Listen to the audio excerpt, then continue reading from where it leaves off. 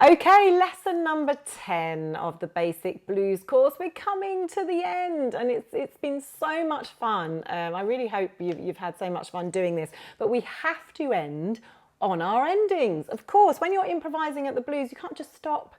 No, you have to end it spectacularly. So I'm going to show you a few ways to do this. But trust me, when you've been playing, you know, tinkering around some blues and you finish like this,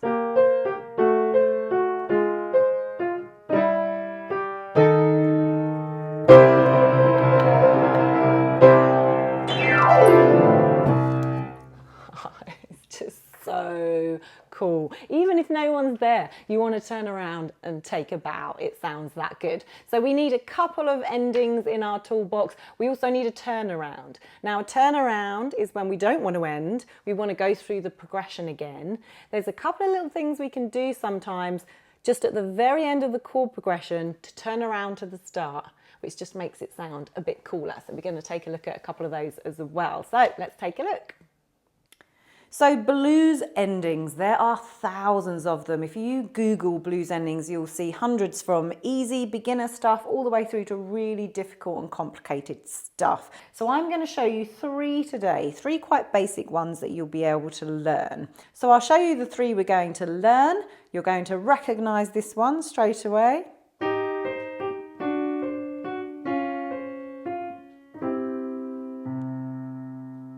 That's a brilliant one, and it's very easy to play. You'll be able to learn that. The second one's very similar.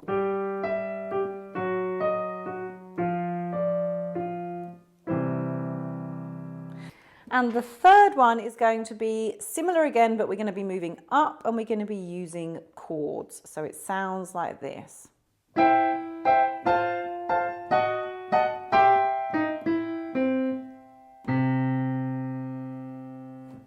They are all so fantastic. Okay, so let's start with the first one. So to play this, we're actually just moving down the notes chromatically. So the left hand is starting on E flat, and you're just moving down 1, 2, 3.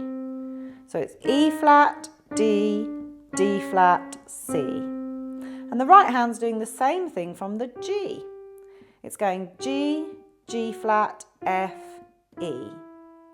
So if you do this at the same time, as long as you've got your left hand on the E flat and your right hand on the G, you're just moving down and ending on this C.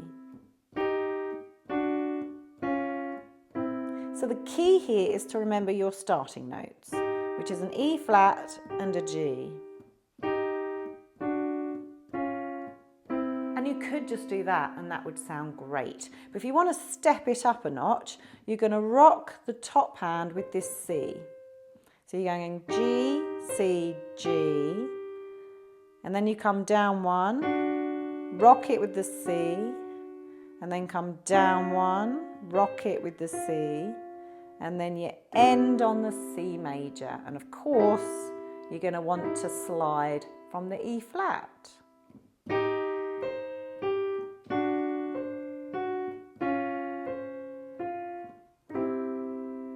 Okay, so E flat and G, you're coming down chromatically.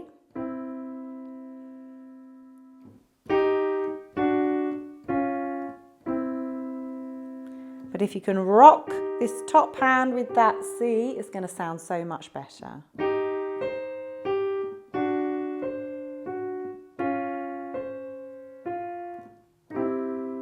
Okay, and then what you can do is put in a C the octave lower to finish it off.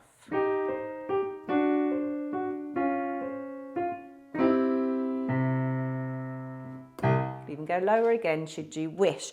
Okay, so I'll put that in the exercises. Have good fun with that, and in the exercises I'll show you how to apply this to the end of your 12 bar as well. But let's move on to the second one. So this is just with your right hand. You've finished off on that last C. And what we're going to do is we're doing the rocking back and forth, but we're going to use sixths here. So you start on the G, and we're doing the same thing really. We're going G, G flat, F, E. But instead of rocking with the C here like we were doing in the last one, we're using sixths. So from the G, 1, 2, 3, 4, 5, 6. We're up a sixth. This is the interval we're using. And then you're just moving down.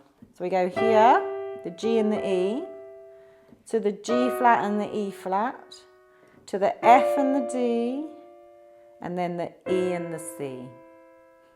And you can just do it like that. But it's good to rock it.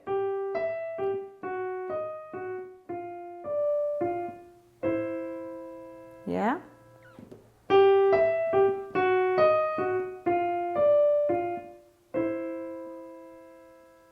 And you could add in the left hand if you want.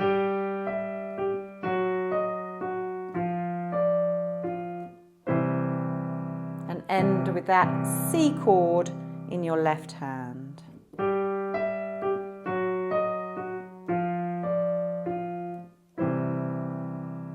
And think of your fingering. If you are using your left hand, we go thumb, middle, thumb, C. So it's G and E to start, and then you're just coming down chromatically.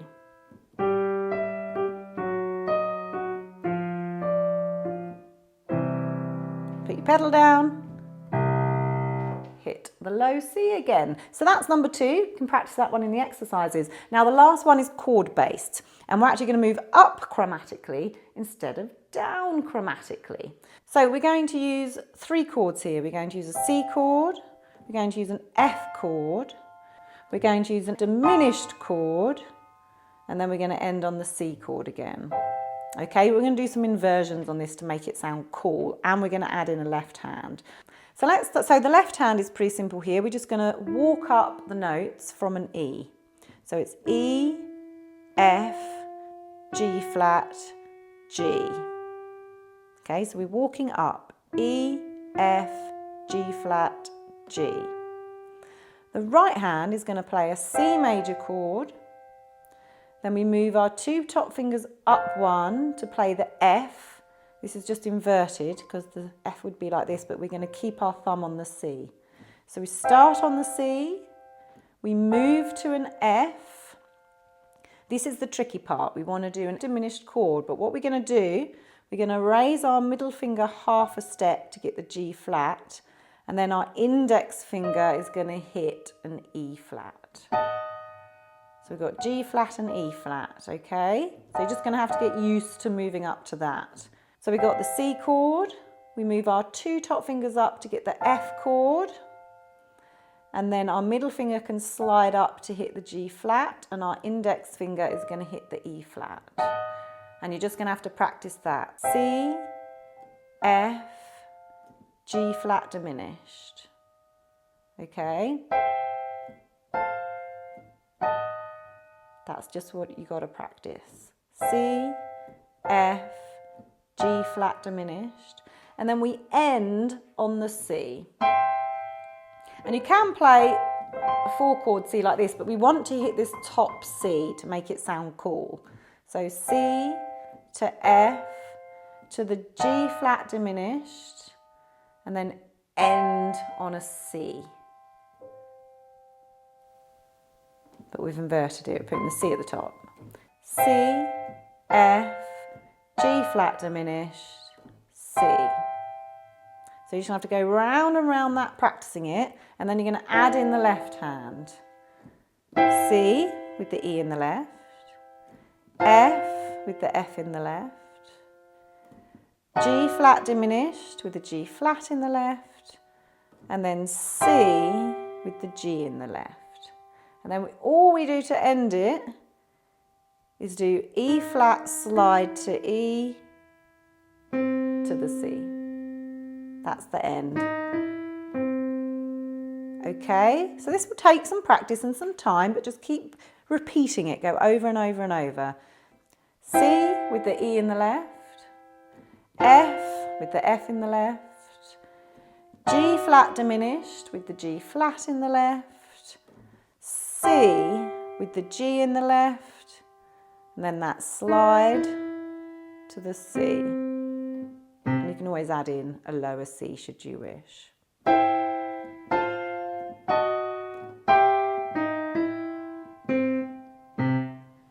Okay, and what we can do is we can hit each chord twice, so it sounds like this.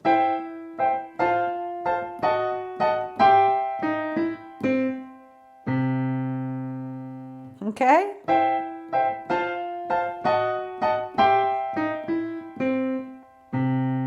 And the fingering, you'll have to find what suits you. I'm using 1, 3 and 5, and then 1, 3 and 5 on the C, F and A.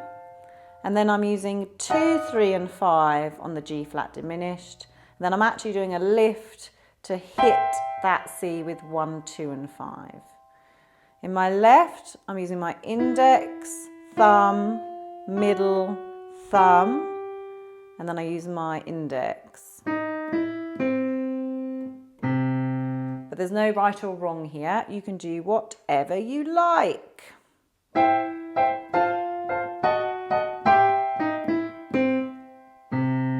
Doesn't it sound fantastic? So these endings that you have learned are going to go in the last bar.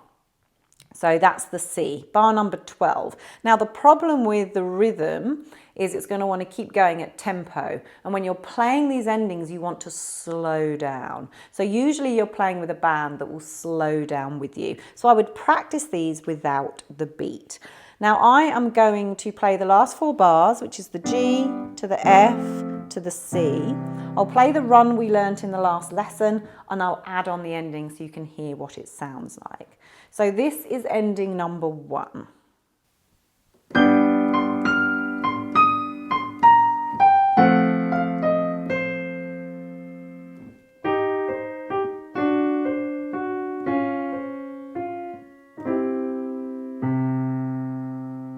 Okay, so instead of playing just a C on the last bar, which would sound like this, so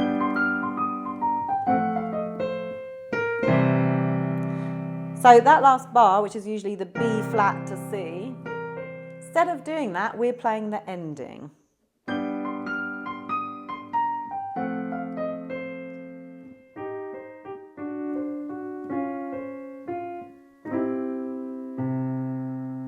So people know we've finished. So let's do that with ending number 2. It would sound like this.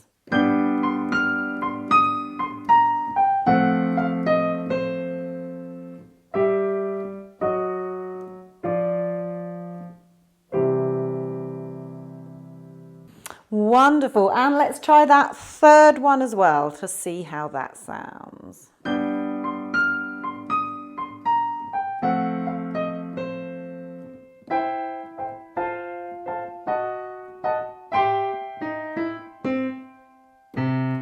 Oh, I love that one. Let's try it a bit lower. Here we go.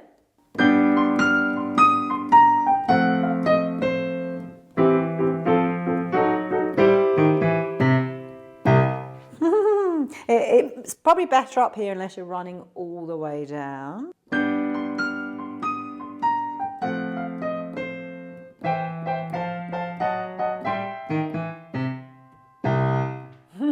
And it sounds great. You can try it with the beat. The only problem is the tempo doesn't slow down for you unless you physically slow it down yourself with some software. So the tempo will stay upbeat, and when you're ending, obviously you want to really slow down those endings. But let's try that one to a beat. It won't sound quite right with my left hand because that picks up the chords for me, but it will give you an idea.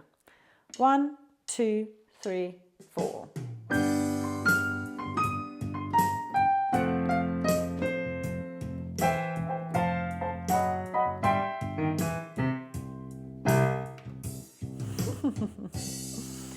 Too much fun. Okay, so practice all of these 3 endings with the exercises. I'll put the endings in there for you. Just keep practicing, keep practicing, keep practicing, and then also try putting them to the end of your improvisation practices as well, because we're starting to put all this together now. And in the next video, I'm going to show you how we can use everything we've learned and play one full improvisation. So it's going to be lots of fun. Okay, so I have put some exercises up for you to practice those endings. And again, this is just expanding our toolboxes. So if you know all of this stuff like the back of your hand, when you're improvising, you can just throw them in. So I would just practice nice and slowly, make sure you really know these endings, practice a few turnarounds as well, and just keep going round and round that blues scale. In the next lesson, we're going to be having a look at how we can put all of this together, because I've given you a bunch of stuff in your blues toolbox. It's going to take you time to work your way through it, practice, get better, really know it. It's not going to happen overnight. So as long as you put the work in, you'll be able to do all of these things and put it together to sound like an absolute blues hero. So I'll see you in the next lesson and we'll take a look at how we can put it all together.